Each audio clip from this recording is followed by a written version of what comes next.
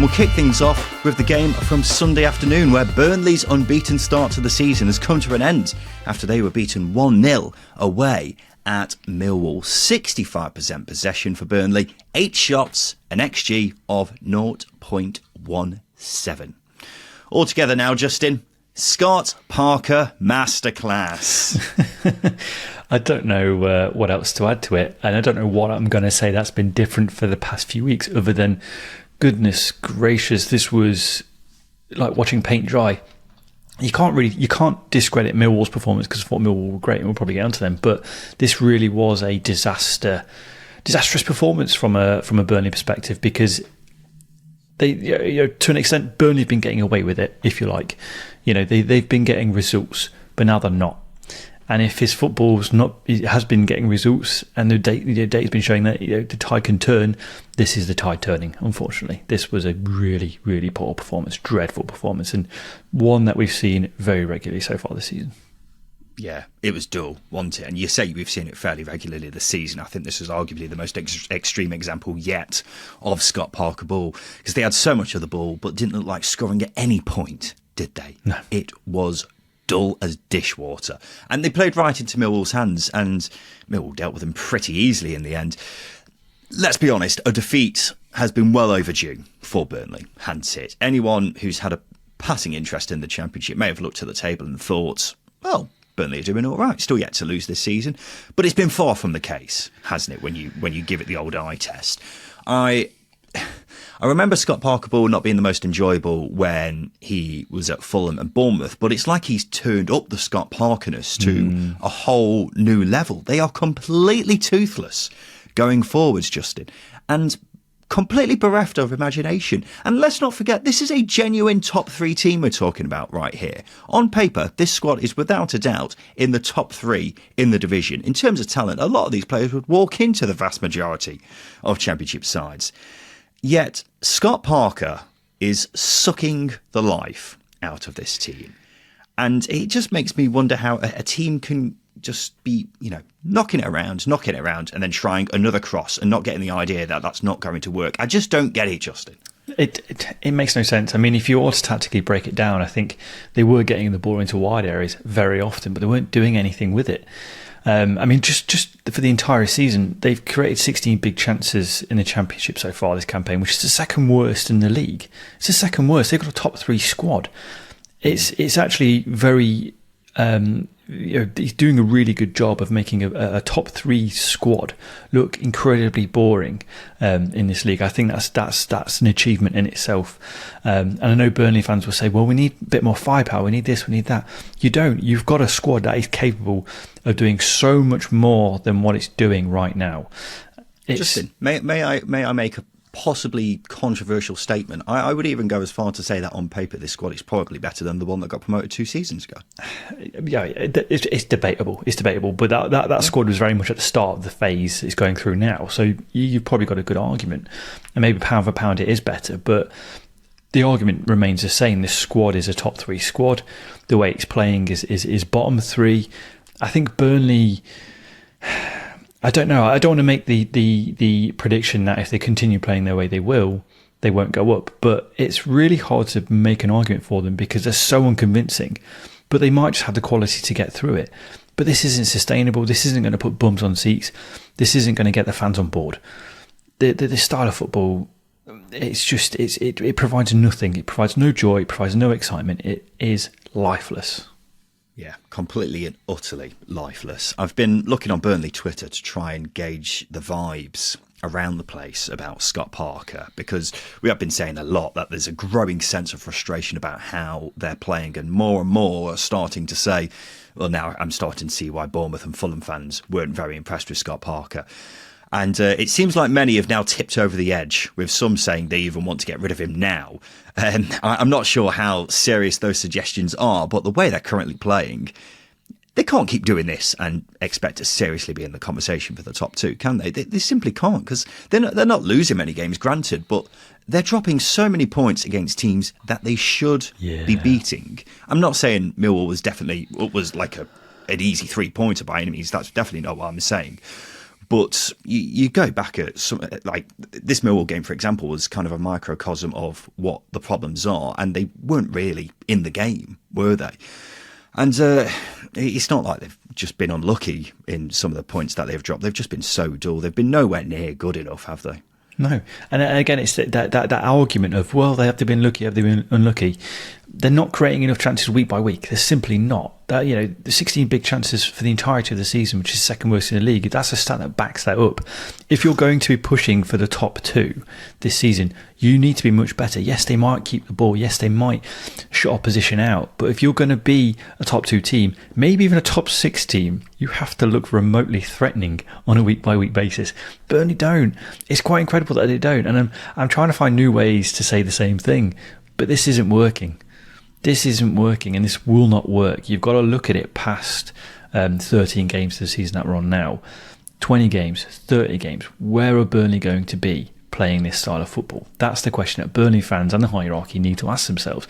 I'm not saying that Scott Parker should go, but pressure should be put on them to find new ways of getting more out of this team, because Scott Parker's not doing it, and it's not looked like it's going to change for a long time. Yeah, second fewest big chances created. It's mad. It's astonishing, isn't it, for this Burnley team? I mean, if you look at any sort of metric, any underlying data, it does not paint a good picture for Burnley going forwards. Defensively, great, but going forwards, it is appalling. By the way, they've got West Brom away in midweek. A team out of form, but they know how to organise themselves. So could be a very difficult week for Scott Parker. We haven't given them any credit, Justin. But what a result for Millwall this is, because it's now 3 wins on the bounce here. And I mean, I was alluding to it on Friday that I fancied them to get a result against this toothless Burnley team. And they more than delivered on that, didn't they? Yeah, they were excellent. In the Millwall way, I think this is the key thing, that, you know, if they're coming up a team that's going to be stronger than them on paper, Millwall will play a certain way, and they do it really, really well. And they did it to the absolute T. You know, they sat deep, they clogged central areas, they did not allow Burnley much chance of getting through to their own to Millwall's box. They were defending, they were brilliant. And their recent form, they're unbeaten in 5. They won the last 3 games in a row by a goal to nil. It tells you of their capabilities, it tells you of their organisation. They will take their opportunities, and they will make it ugly and hard for you. And I think, full credit to Millwall for doing that against a team that does possess quality. And Millwall made them look like a bottom 3 team. 3 1-0 wins. It's such a Millwall run of form, isn't it? It's really, really good stuff. But look, fair play to Neil Harris. We've certainly been big doubters of him as a Championship manager, haven't we? I've still got some doubts in the long term, I will admit, but he is undeniably doing a great job at Millwall. In the time he's been there, they've essentially been a top 6 side when you look at how many points they've won. And they just really embody everything that Millwall are about, particularly in games like this. And the players seem to be really embracing it under Neil Harris, don't they? Defensively, they have been rock solid recently. And they've got players who are looking really bright in attack as well, particularly young Romain Essa, who's been excellent. He's really stepped up this season. And George Honeyman as well, actually, someone who's quite an underrated player at Championship level. He might not even be playing if Millwall had kept hold of Zian Fleming in the summer, but he's been someone who's also really stepped up this season. So well done to them, and they're proving a lot of people wrong, aren't they, Justin, including us? Yeah, they are. I think I think it's just the Millwall way, isn't it, to not only prove people wrong, but to utilise and create that siege mentality. And I think it works for them. But I think the other thing is, I don't think Millwall have been as defensive as their form suggests. Don't get me wrong, they've been brilliant at the back, but they are creating more and more chances. This game aside, I will add, this was a game that was starved of chances, and a draw probably would have been a fair result, but Millwall got the win with a brilliant header from Jake Cooper. But, I think this is just a really good progression from Neil Harris. And I think all we can do is judge him on what he's been doing this season. And what he's been doing this season is he's got Millwall on the front foot, and it's a really positive turn. Yeah, I think we need to give a bit more credit to that Jake Cooper header, actually, because that was a brilliant. beautiful header. Just looped in brilliantly, didn't it? And look, Millwall up to 7th with this win. Have got Leeds on Wednesday night, which I'm sure will be a quiet night at the library, but a really, really interesting game that one is. Let's move on to Coventry City, who made it back-to-back league wins for the first time this season after winning 3-0 away at Middlesbrough. 3-word reviews here for Coventry. Cal on our Patreon says, we're back, baby. Cov Boss says, getting even better. Beyond Hope says, embarrass Justin Peach. For Borough, Borough and that says, inconsistent weekend ruiners. Jamie on our Patreon says, Peach curse strikes again. Yes, that's right, Justin Peach. Cursed Middlesbrough again by making them his banker on Friday. Fucking hell. Yeah, sorry for the silence. I'm just letting the rage simmer a little bit because I think I messaged you as soon as I saw Hackney get sent off, and my head was gone. My head was absolutely gone, and all I can do is apologise for Borough fans. I'm not touching you for the rest of the season. I'm not going near you. Yeah. I'm sure they don't want you touching them anyway.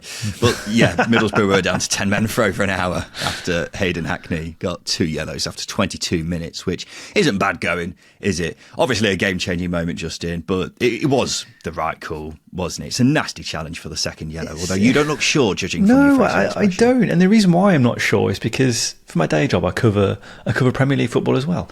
And I was covering the Bournemouth Man City game, and Lewis Cook did something similar to Erling Haaland, where his follow-through caught Haaland. Now, Hackney, from what I saw, looked like he got the ball, and his follow-through went through the player. And as I was alluding to, Lewis Cook did exactly the same thing on Erling Haaland. Nothing was given. Ref let it go. No free kick or anything. So I think maybe if I hadn't seen that incident, I'd be thinking, yeah, okay, fair enough, this is a yellow card. But because I saw that... Are you calling for consistency from our referees? Maybe I am. Who could ask for such a thing? Or maybe it's English football heritage to not have consistency and I should just shut up. I thought it was a fair second yellow, to be honest. If he's doing that kind of challenge on a yellow card anyway, it's that's a risk. Yeah, isn't it? So I think we can both agree on that. But after the sending off, it wasn't completely plain sailing for Coventry, actually. Middlesbrough responded pretty well to it. But then Coventry went ahead through a Bobby Thomas header. And when they scored the second late on, it was pretty much game over from that. The third was just the cherry on top. And just like that, Coventry have gone from crisis club to back-to-back wins. And so the question has to be asked, Justin Peach, are Coventry City back? They're certainly looking more assured in themselves. So I think that's what I'll say. I'm not going to get carried away and go, oh, Coventry are back. I'm not going to bang that drum. But if you look at this game, they were impressive throughout. I think they took control, especially when the red came out, which again was a massive plus.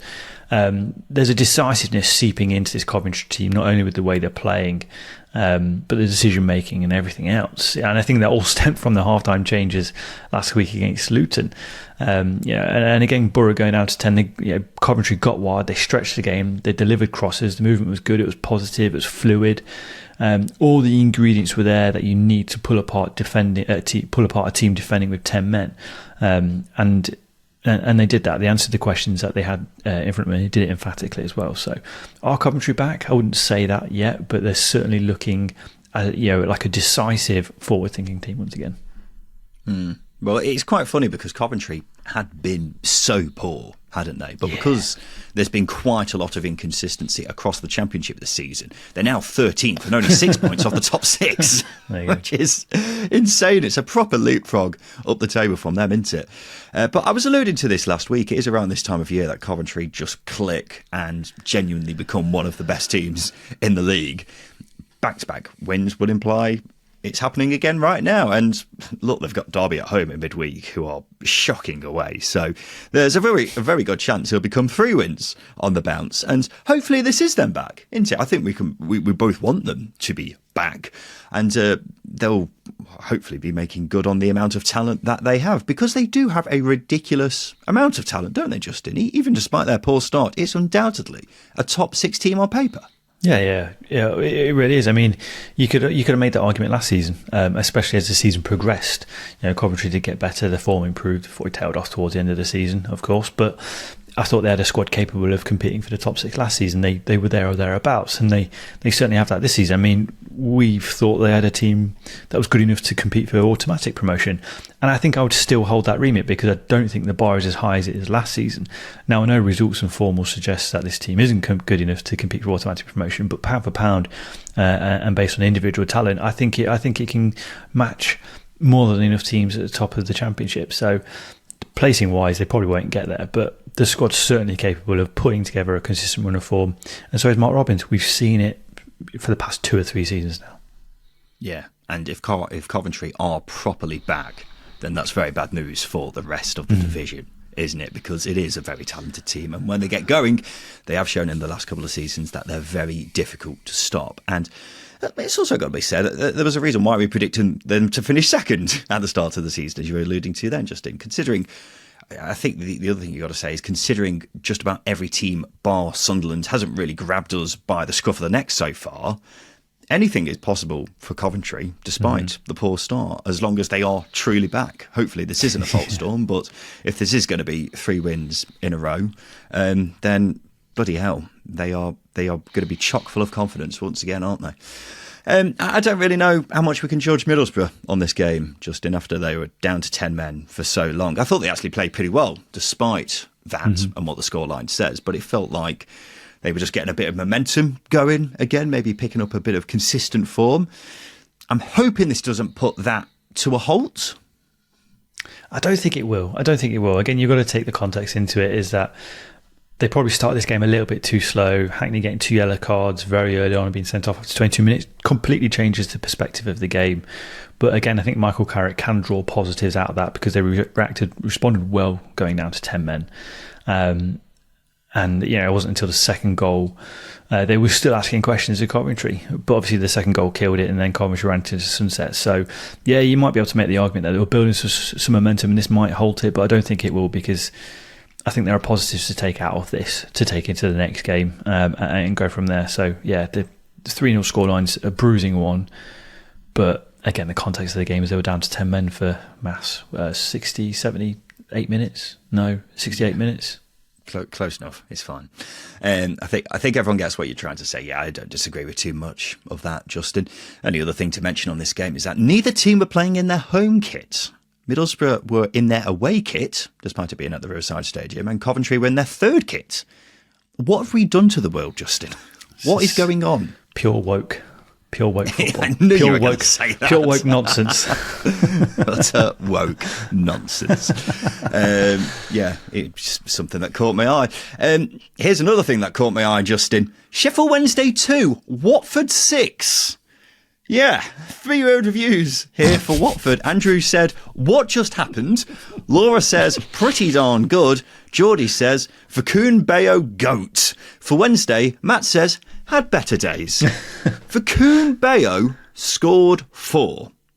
Vakoun Bayo, someone who has regularly been the butt of jokes for Watford fans for not being very good, and he scored 4 here. He has become only the 14th player in Championship history to score 4 or more in a single game. Prior to this, he'd only scored 11 in his previous 74 Championship appearances. So I think we can safely put this down as one of the most remarkable turn of events we'll see this season, Justin. Probably the most remarkable.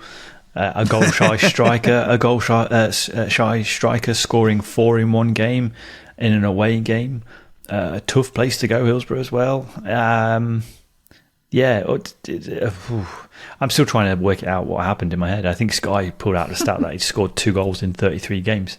And then in this game, to be fair to him, I'm not going to discredit him because he scored 4 goals, but 1 was a penalty, 1 was a tap-in, 1 was a header which was about 3 yards off the line. But the chip was sensational. The chip was magic. And you can tell his confidence was sky high at that point. But to score 4 in a game is just utterly... wow, yeah. Well done, Vakoun Bayo. I'm still trying to. When putting these notes together, you go through a bit of a process. You're a bit blind to it, and you just sort of ghost a little bit. Well, I do anyway. And it's not until now that actually Watford winning 6-2 and Vakoun Bayo scoring 4 has really just actually settled into me. Yeah, I completely understand, Justin. I think you may be a bit harsh because you've got to be in the right place. Well, no, I mean for the goals. When you're discrediting the quality of the goals, you've got to be in the right place at the right time. Apart from obviously the penalty, and he took the goals extremely well with it. You're absolutely right. The little dink was beautifully taken. And an incredible finish and an incredible performance from a guy who has looked anything but on plenty of occasions for Watford in his career at Vicarage Road so far. I cannot emphasise that enough, by the way, for anyone who doesn't watch Watford regularly. It was only 2 weeks ago that he was being scapegoated for their defeat to Luton, but hopefully this gives him a lot of confidence and he could start to be a big player for Watford. But yeah, it really came out of nowhere because he has been, by most accounts, pretty atrocious in a Watford shirt for a long time. So these 4 goals really came out of nowhere. And just a crazy game, Justin. Got to be pointed out, it was 1-1 at half time. So the 6 second half goals really flew in. Watford did get 2 penalties in quick succession early in the second half. And after they scored them, they seemed to just score from every attack, didn't they? Yeah, it was quite bonkers. I mean, a great example with of the quality on show was Eberseli's assist for the Bayo chip. That Cruyff turn and the ball had played into him. But I think I do think Sheffield Wednesday have this habit of dropping their heads a little bit when things don't go against. Well, when things go against them. So I think when Watford scored the 3rd or 4th goal, players just stopped and they just stopped doing their jobs. I'm not saying that's the reason why Watford won, but I think Wednesday made it a little bit too easy for them. And as I say, that drop off they had just opened it up for Watford. But so many individuals were brilliant for the Hornets. Shaq Fatadze again was fantastic. But defensively they were very assured despite conceding 2. But as far as away games go and making memories, this is one that the fans will remember forever, which is all you can take away. Yeah. I'm glad you highlighted Shaq Fatadze because he was fantastic and he's just such a good player, isn't he, for Watford? I think we need to put more emphasis on not only how the Bayo 4 goals came completely out of nowhere, but how much this result came completely out of nowhere as well, because Wednesday had been picking up, hadn't they? Yeah. And many were even telling us the playoffs were on once again for them. And Watford, on the other hand, are one of a number of teams who have been stinking away from home recently. So that's why this result is a surprise one. And that's before you even get out to the scoreline. And Danny Rule did admit his players were stunned by the collapse after the game. But so yeah, not surprised. But they just came up against a Watford side who were in right top gear, weren't they? The top of all top gears in that second half, and they punished them quite dramatically. So yeah, an interesting few days for Sheffield Wednesday, Justin, not just because of this thumping, but also because of off-the-pitch matters. They've been placed under a new embargo, a registration embargo. It's due to money owed to HMRC, and it means Wednesday cannot register any players without prior written consent by the EFL. The club say it's a temporary issue and a consequence of significant and as yet unpaid sums of money owed to the chairman, which in turn has impacted on the club's immediate cash flow. But it is worth saying they had an embargo last season for the same reason.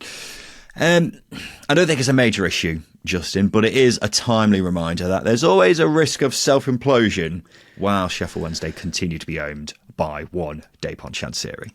That's the common denominator, isn't it? It's Chansiri. I don't think as a football club they will ever progress to where they need to go until he's sold up. But he's an owner that doesn't want to go, and I do think you've got to give full credit to Danny Rule for turning the tide of perception for Sheffield Wednesday.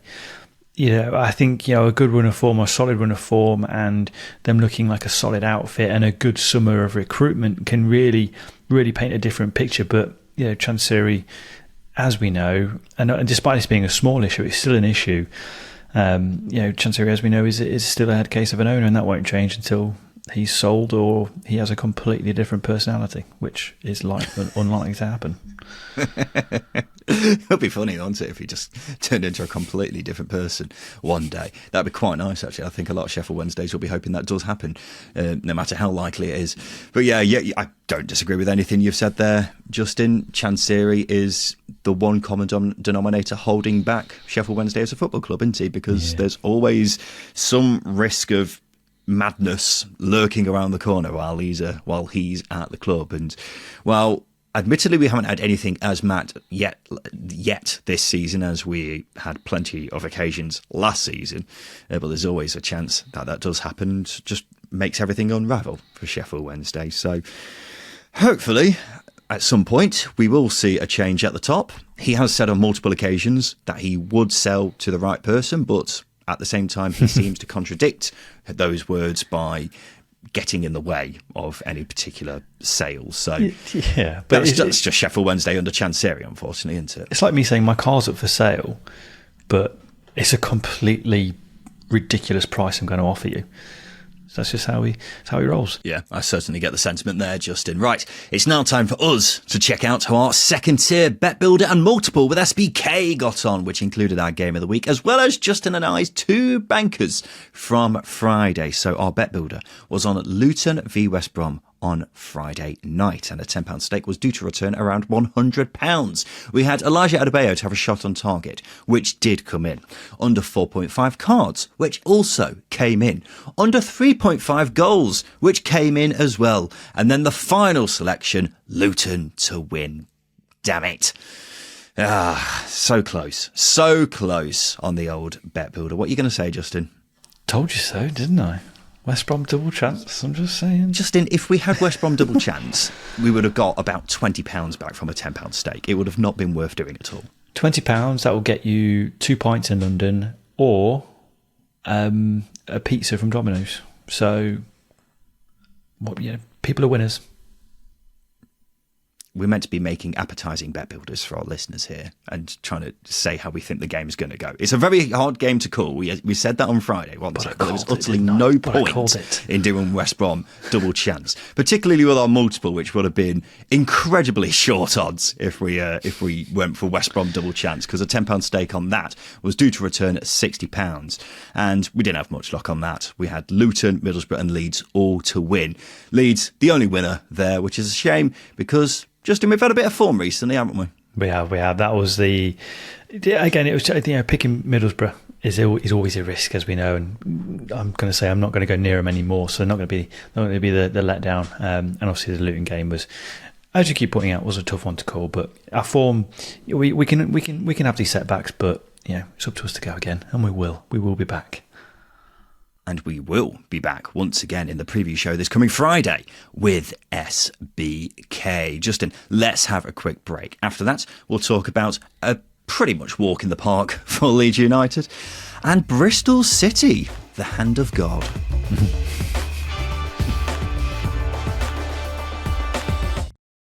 Welcome back to the Second Tier Podcast, and you know what time it is, ladies and gents. It's time to reveal the winner of our latest edition of Jameson's Weekend Hero, because every single week we're asking you to nominate a fellow Championship fan that you believe deserves recognition. We've had all sorts so far, haven't we, Peachy? People nominating their dads for getting them into football, people driving to games for several miles despite having gout, and we are here to highlight those heroes and give them some blooming credit. So to nominate your Jameson Weekend Hero from this weekend, send us a voice note now on WhatsApp explaining your nomination. The number is in the show notes. And of course, if we pick you, you'll win a bottle of Jameson to share with your winner. And that is the greatest prize of all. But on to this week's nomination. We've had this message from Dave, who's nominated himself. Hello, Second Tier. Dave here from, now Basingstoke, formerly Leeds. I am a lifelong Leeds fan, but I now live 200 plus miles away from there, so it's pretty tricky to get up to the ground. I've been to a few away games. I think the last time I was in a road was before COVID. I've got busy work, busy sort of family life, and so it gets very tricky. And I can't really justify it to the other half that when I'm not working on a weekend and I have a weekend free, that I'm going to drive up to Leeds and watch the game. So what I did over the summer was I managed to convince all three of my children, my boys, who are not really into football, that the Euros would be good to watch. They've really got into that, and now they're really into Leeds, which means I get to say to my wife that we can buy them tickets to go and watch the game. So I'm taking my two oldest to see Leeds v Plymouth at Ellen Road this Saturday, and I'm using my lovely children. I mean, using is a strong word, but I'm using my children to get to go and watch Leeds, and my wife can't do too much about it.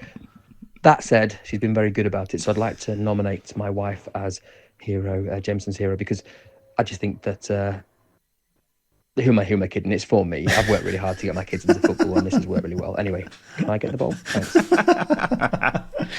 That is top class. That is really good. I had to double check that. I was like, he's nominated his wife. No, he has nominated himself. I didn't realise that was allowed, Justin. However, because that was such a great message and such a great nomination, I think we'll allow it on this occasion, won't we? He's worked really hard to get his kids into football and to get his kids into Leeds. So yeah, therefore Dave does deserve a nomination. He's not had to convince his wife. He's found a loophole in marital things, and that's all we can ask for. He's done a service for us all. Yeah, Dave, you're an absolute legend, my man. So let's raise a glass of Jameson, ginger and lime, the drink of kings, to Dave, who is this weekend's Jameson weekend hero. Just have a quick swig. Top class, as always. And remember, you can nominate your Jameson Weekend Hero right now by sending us a voice note on WhatsApp. The number is in the show notes, so just 60 seconds explaining your nomination, and you'll be in with a chance of winning a bottle of Jameson. And I'll just keep saying it, a great Christmas present. You'd be daft not to get involved, wouldn't you? So you must be over 18 to enter. UK only, and T's and C's apply. Let's get on to some more action from across the weekend then. And we just heard from Dave, the Leeds fan there. Let's talk about Leeds right now. They've now won 4 games in a row at Ellen Road after beating Plymouth 3-0. 3 reviews here for Leeds. Jordan says a training session. Alistair says far too easy. The Falling Apart podcast says Plymouth never came. For Plymouth, Matt on our Patreon says went as expected. Yeah, Wayne Rooney's side have become only the second championship side since 2014 to fail to have a single shot in a game. A single shot, Justin. You'd have thought you'd at least have a punt from the halfway line, wouldn't you? Just to make sure that you're not, befitting of that stat. And that was almost literally as easy as it gets for Leeds in this game, wasn't it? Yeah, it was a walk in the park, a stroll. It was everything, every superlative, every metaphor, anything you could really throw at Leeds in terms of how easy it was. It was everything. I think the only thing you'd criticise Leeds of doing is not scoring 5 or 6, but at the same time, they didn't need to. As soon as it went 1-0 up, that was it. At no point from 0.1 seconds of the game to the very end of the game did Plymouth look like ever doing anything interesting. So why, Leeds didn't have to come out. They didn't. It was as easy as you got. And, I don't think fans will actually see an easier game at Ellen Road than that one. It was routinely, positively simple for them. Yeah. Training ground exercise, wasn't it, really? It was pretty much attack for your defence in this game. And I've seen many Leeds fans say it was like a lower league team in the Cup who they were facing here. Not many... not many flattering words you can really say about Plymouth here, because this really was just every metaphor that you use there, just in a walk in the park. The only thing you can be slightly critical of is, you're right, scoring more goals, or the fact that it took them 30 minutes to get their first goal, because, come on guys, 30 minutes, what are you playing at? And they probably should have scored earlier, and probably should have been about 5 or 6-0 up at half time.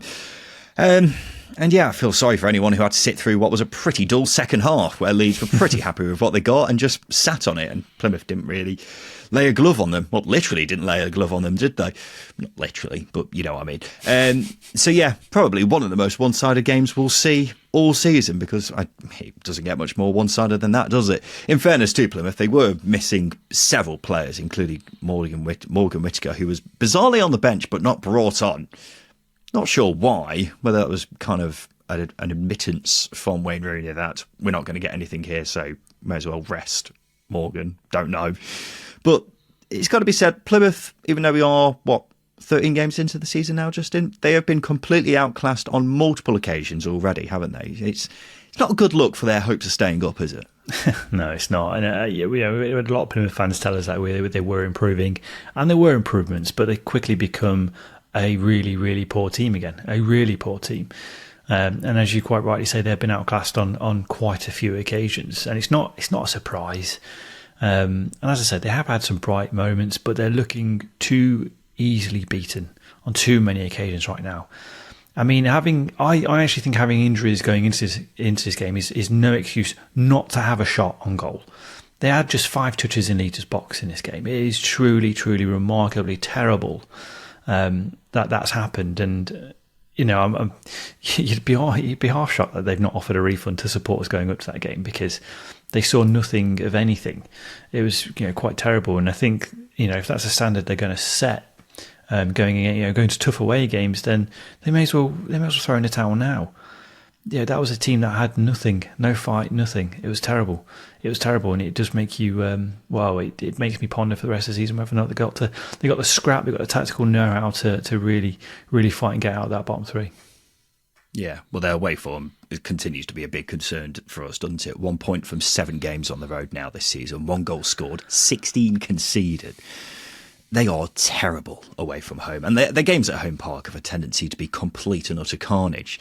So I don't think you can completely rely on them too much. I think this game against Leeds is a good example of how, if you take a handful of their players away, then the remaining squad is pretty poor. They're so reliant on Ibrahim Sissoko and Morgan Whittaker going forwards, to the point where, as we saw in this game against Leeds, if they're not there, they quite literally have nothing. Mm-hmm. And that's where the fingers can be pointed at Wayne Rooney, because you need a plan B when the plan A of pass it to Sissoko or Whittaker isn't available to you. And it doesn't seem like that they have one. I remain very concerned about Plymouth, because it's quite clear that they're just completely hopeless away. And I don't think you can afford to rely on your results at home for a whole season, because over the last 6 seasons, the team with the worst away record in the Championship has gone down. So they've got to put up more of a fight on the road. Otherwise, I give them very little chance of staying up. Actually, one final thing I will say is we're talking here like they're amazing at home when they're not. They're all right, okay, yeah, aren't they? It's certainly not so amazing that it's definitely going to keep them up, which is why they've got to be better on their travels. Anything to say on here, Leeds, Justin? Don't want to sound too cynical. They were expected to win comfortably, though, weren't they? And they did that. They did the job. Yeah, I'll praise Ayo Tanaka and Joe Rothwell in midfield. I think they've changed how Leeds have needed to play, with Ethan Ampadu and Gruev becoming injured. They're a forced partnership, aren't they? Rothwell and Tanaka, and they've adapted well. The passing's good, their energy's good. They're very efficient from an attacking point of view as well. So I think they're a couple of positives. Dan James's goal was a bit weird as well, because he looked like he fell into it, and he scored a screamer, but there was no momentum from him shooting. It was kind of strange, but like you said, it was a routine win. Tanaka and Rothwell have been brilliant, and they continue to be brilliant. And Dan James scored a really weird goal. That's about it, really. Yeah, I wanted to bring up the James goal as well, because I've never seen anyone look so unconvincing from when they were pulling back their leg to what actually resulted from them pulling back their leg, if you see what I mean. It was a weird snapshot from about 20 yards out, but it stayed hit. And clearly been taking my advice after I interviewed him back in September, hasn't he? But yeah, hard to judge Leeds, considering they were against a team who essentially played with 11 at the back. But good to see Dan James getting in the action here, because he always gets a bit forgotten about, really, with Leeds, doesn't he, now that they've got Nonto, Solomon, Ramazani as their attacking options. So this game is a good reminder that he's got a hell of a lot to offer for Leeds. I thought Joe Rothwell was impressive here as well, just now. I agree with you there. Otherwise, as I say, they had a job to do and did it with little fuss in the end. Only criticism you can really say, should have scored earlier and should have scored more, really. But otherwise, very comfortable win for Leeds. Bristol City, now unbeaten in 8 after a somewhat controversial 3-1 win away at Preston. 3-word reviews here for Bristol City. Spudwave on our Patreon says Max Bird baller. Phil on our Patreon says Hand of God. Shorty says, bear with me, You Hirakara Donna masterclass. Get it? You Hirakara Donna, okay, Maradona. Yeah. It kind of makes sense. You Hirakara opening the scoring for Bristol City after 6 minutes. The ball gets played through. It's bouncing to the keeper, but before he catches it, Hirakara sort of slaps it past him and then bundles it into the goal. Remarkable moment, Justin. Really was. The hand of Hirakara. I'll be honest with you, I love it. Am I allowed to love it? I think that's fair. I know it's cheating. I know it's dirty cheating, and it should be eradicated from the game. But I secretly love it. I secretly admire Hirokawa for pulling it off and doing it so nonchalantly, and also scoring. I know Preston fans will be seething because that's essentially push the game in Bristol City's favour. But if they did that, they'd be lowing it up. They'd be loving it. And as I say, I secretly admire it. I really do. I shouldn't do. It's naughty. It's bad. But well done. Yeah, well done on the execution, because it seemed to work really well. Because to be fair to the referee, the only person who appeals for a handball is the goalkeeper, Freddie Woodman. Yeah. And I think in real time, it's not blatantly obvious what's happened, because his hand moves so quickly that you can't immediately tell what's happened. At the same time, though, the referee must surely question how the ball has magically been lifted past the goalkeeper. I think Woodman actually deserves a bit of stick for not properly coming out and claiming it. He was a bit indecisive in the moment. But anyway, a very strange moment. Definitely a handball. I think that's undeniable. But I can sort of see why it wasn't spotted by the referee. Yeah. I'll give them a small bit of credit in that regard. So that was a bizarre goal. One that wasn't bizarre was Bristol City's third. Oh my, Justin Peach. A beautiful team goal, finished off by Max Bird, and that was gorgeous. It was bloody gorgeous. It really was. It's not something I'm surprised by either, because they've got a really good group of technical players, and they've got a manager in Liam Manning who's going to allow those technical players to really express themselves, and we are seeing that on a weekly basis. Anis Mehmeti gets involved, Scott Twine gets involved, not in the goal, I'll add, but I'm just sort of really shouting from the rooftops the group of technical players that they've got, and therefore the potential they've got to do it, and the composure and elegance that Max Bird has on the ball and passing. It really is beautiful to see. He is a top player, and I say that through gritted teeth, because I want him in a Derby shirt and he's not, but he's really pulling he's pulling the trees up for Bristol City. But the goal itself was magnificent, but it's one that I'm not surprised by, because it's Liam Manning ball. There's a good group of players there at Bristol City. Yeah, brilliant goal. I'm going to say something right now which might be deemed a bit mad, but I genuinely think that might be my goal of the season so far, because it's such a beautiful move. The fact that it starts with Max Bird receiving the ball from the throw-in, he goes on to play 2-1-2s, and then he finishes it. I just think it's beautiful football. If you're looking for a perfectly executed team move, that is about as perfect as it gets. And the other thing is, when you think of great team goals, 9 times out of 10, they usually start with the goalkeeper and then they work their way forwards to the other end of the pitch. This is just beautiful football, starting in the corner, knocked around until the chance opens up for Bird. That is what football is all about. So even though we have had some rip snorters this season, I think this one is so classy, and I would probably make it my goal of the season so far. I just love it that much. I just think it's so beautiful. He says in a plaid shirt with an IPA in hand, like a football hipster you are. Yes, this is my goal of the season. Shut up. And I've got a mullet now as well. It's all going. I'm just really owning that, aren't I? Well, just in Bristol City, up to 8th now after this win. 8 games unbeaten they are as well. So I ask you this, Justin Peach. I ask you this. Are we sleeping on Bristol City? Because, as we say, they're ticking along very nicely, aren't they? They are. I think yes and no would be the political response, the diplomatic response, I should say. I think we see some really good stuff from Bristol City. I mean, the goal and the way they came about the Preston game, for example, is one example of what they can do going forwards and how devastating they can be in possession, attacking possession. But I think we have seen some real weaknesses, if you like. The physical away defeat to Derby back in August now it was. The 3-0 away defeat to Derby is another example of, if they're not up for a physical challenge, they will teams can get through them. So yes, you can argue that we are sleeping on them because they do throw out examples of this. But you say it's 8 games unbeaten, only 3 wins in that time. So there is room to grow. So maybe it's a year too soon for Bristol City for us to be sleeping on them. But I think they will be there or thereabouts, in and around the top 10, 12, top half. We'll see. Definitely in the top half. Well, I think we can we could quite easily say that. I think they're a side who have still got a lot of work to do, but I don't see any reason why they couldn't finish in the top 6 this season, because they have got some really good players. The midfielders, Max Bird, Jason Knight, Joe Williams, would be really good signings for the vast majority of Championship sides.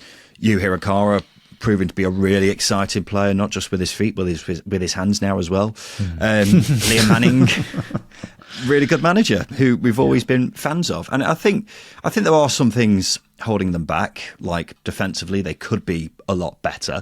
And I'm unsure a playoff-chasing side should be relying on Nahki Wells up front in 2024, even if he has scored a few goals recently. That's from respect. Disrespect intended. I would just wonder whether he's still got it for a whole season. But the other thing is with Bristol City, they've got players still to come back into this team as well. They've got a few missing at the moment. So, yeah, I see no reason why they couldn't finish in the top 6 this season. So I'd be excited if I was a Bristol City fan, considering this is a team who have been under the mid-table obscurity tag for quite some time now. Yeah. It looks like they're finally breaking out of that mould. That's one thing we can definitely say about them. Swansea, they got their first win in 7 after a 2-1 victory away at Oxford. 3-word review for Swansea from average Leon Britton enjoyer. He says, finally fucking scored.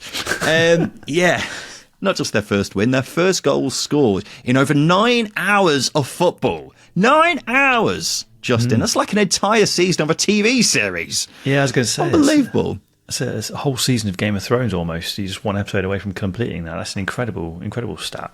But yeah, they were fully deserving of the win. They were brilliant going forwards.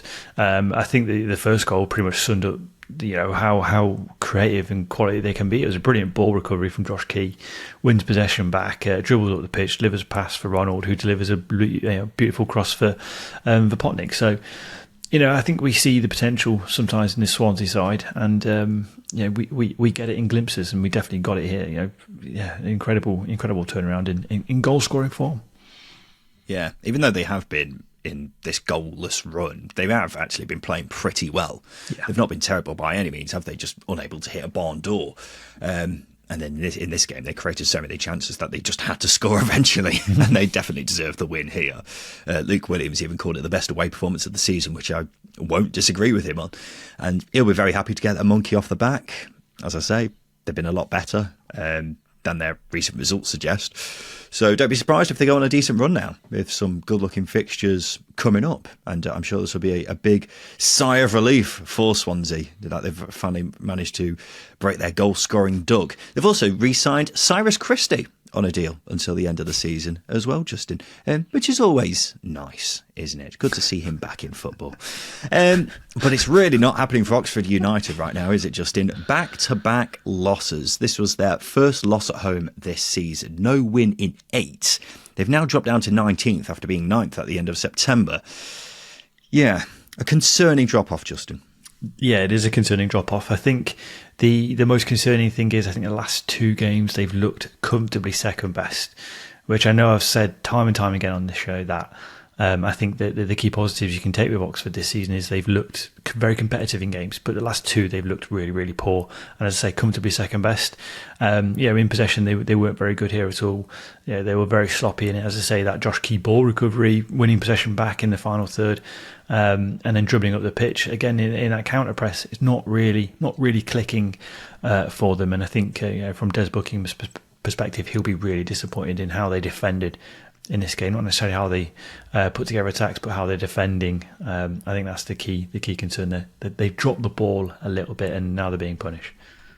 Yeah, I'm getting increasingly concerned about Oxford, I've got to say. Not only have results dropped off, but so have performances. Because you've got a Swansea team here who are low on confidence because they've not scored in so long, and they've made you look easily second best on your own turf. And I know Sunderland away is a difficult place to go, but the manner in which they rolled over last week was really disappointing as well. And then before that, they faced a Derby team who were woeful away, and Derby actually had the better chances in that game. So it's very worrying, particularly because they seem to be playing worse. They just seem to be getting worse, Justin. Mark Harris has gone from flying start to dry patch to actually playing quite badly now. I think they're sorely missing Cameron Brannigan. I think they're lacking creativity, which they did have earlier in the season. It feels like they've gone back in their shell after previously flying into this new season. You know, the new boys on the block, and now they're not doing that. So they need to improve, and quickly. Let's go to Sheffield United, where goals from Harrison Burrows and Tyrese Campbell saw them win 2-0 away at Blackburn. And Justin, I tell you what, I've said on a few occasions this season that Sheffield United have not been amazing so far, despite good results. That wasn't the case here, though. I thought they were absolutely quality in this one. Yeah, they were probably one of the statement results and performances of the weekend, barring Watford's 6-2 win away at Hillsborough. And the reason why is Blades were so dominant in this game against the Rovers team, who hadn't lost all season at Ewood Park. I expected a completely different game to the one that was served up. I think Kiefer Moore led the line brilliantly. Ollie Arblaster and Sosa ran the middle of the park, ran the game against a physical team in Blackburn as well, and looked very comfortable. Mike Cooper did his job when called upon as well. It was just every single box that Sheffield United needed to tick for an away game was it was ticked here. It was a near perfect away performance. Yeah, this was probably their best performance of the season. Whether it's home or away, because they were just relentless, and might be disappointed to have not won by even more.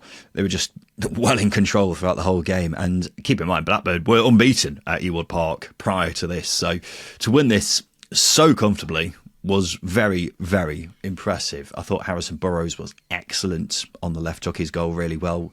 I think you're absolutely right to highlight Vinicius Souza. Justin dominated the middle of the park. And yeah, Keith Moore as well, another person I agree with you, Justin. He's had a bit of an up and down start to life at Bramall Lane so far, but he was great up front and thoroughly deserved a goal, even though he didn't get one. And if Sheffield United play this more often, they'll definitely get promoted. It's just about having more games where they make the most of the talent that they have at their disposal, which they haven't necessarily done on every occasion so far this season, but this was certainly a step in the right direction. Quickly on Blackburn, Justin, unfortunately after their good start, it does feel like they're a club on the slide, doesn't it? It's 4 losses in 6 for them now. It's certainly been a downturn in form, hasn't it? Yeah, it has, but I think they're a team that will recover quite quickly, not only because John Eustace is a good manager, but he will recognise that they need to right the mistakes they're making. Defensively, they started to drop off a little bit. I think that will change. We were talking in midweek about the absence of Aidan Carter. Again, they're probably going to have to adapt to that and keep adapting to it. But they're a team that have got enough quality for me to even back out. I think we've seen two extremes. Blackburn getting really positive results, and now them getting negative results, and I think they will start to balance out. What I mean by that is probably drawing more games being a little bit closer. So yeah, I'm not too worried about them just yet. No, neither am I. It was always going to be difficult for them to continue their good start for a prolonged period of time, simply because they're not as strong as the other sides up there, are they? And earlier in the season they were extremely clinical.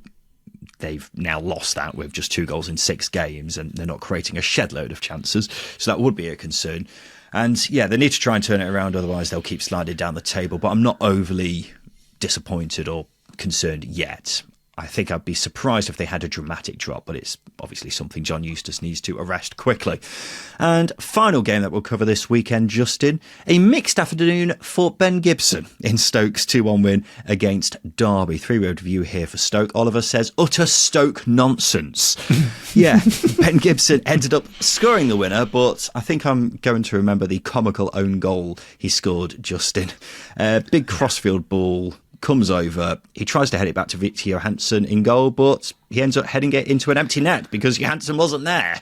Just sheer top-class own goals and gaffes kind of stuff, that was. Yeah, the sort of stuff that'll make not highlights reel. I mean, the kids won't remember. You used to have to buy these things on video to get these, and that's a perfect one. It was just an archetypal own goal gaff. It was brilliant. And I think that makes it more brilliant is the fact that Derby were not threatening at all in this game, like at all.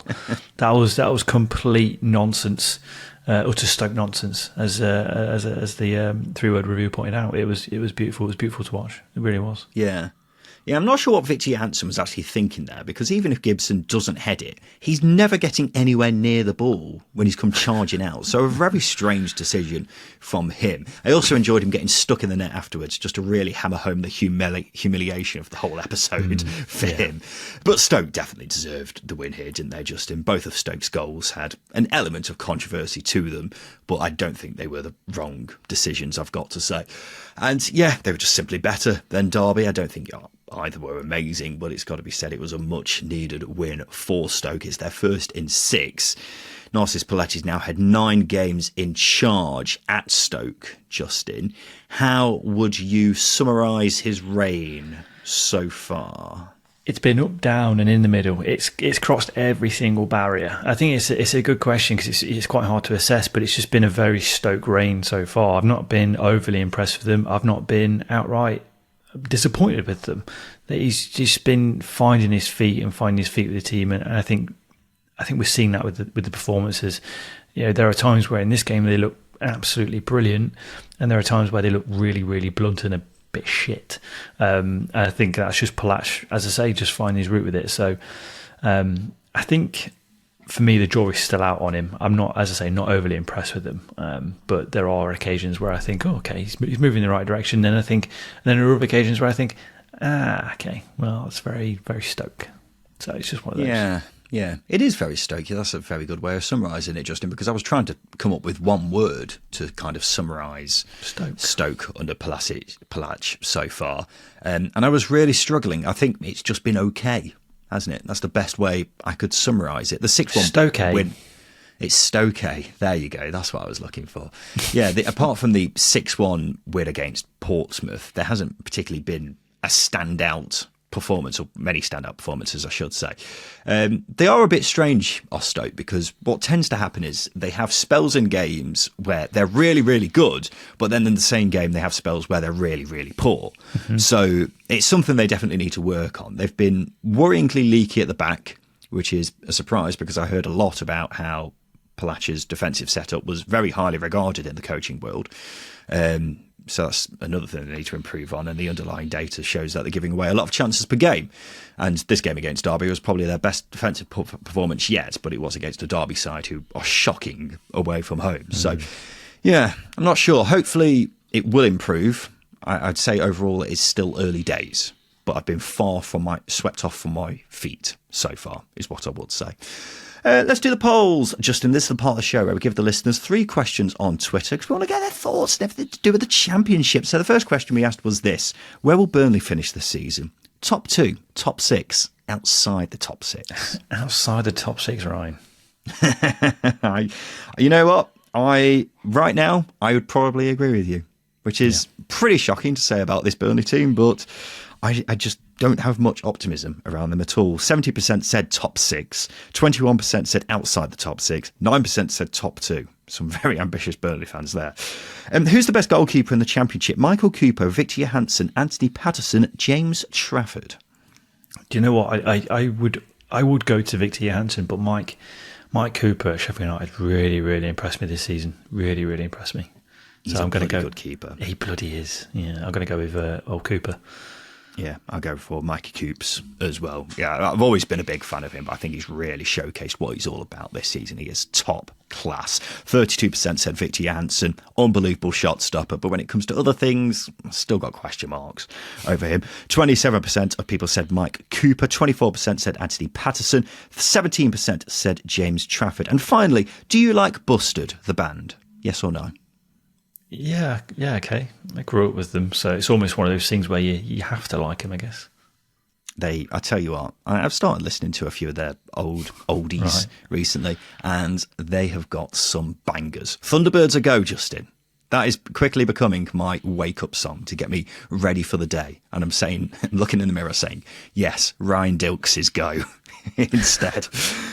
Anyway, 60% of people said no, they don't like the band Busted. Shameful. 40% of people said yes, they do like Busted, the band. So there you go, ladies and gents. Those have been the polls. And this has been the Second Tier Podcast.